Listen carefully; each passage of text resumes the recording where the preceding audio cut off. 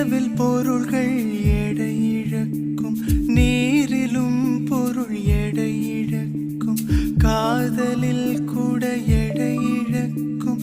இன்று கண்டேனடி, அதை கண்டு கொண்டேனடி.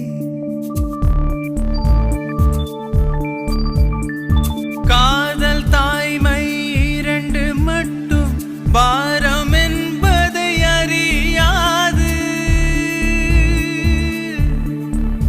உன் பளிங்கு முகத்தை பார்த்து கொண்டால் பசியோ வலியோ தெரியாது.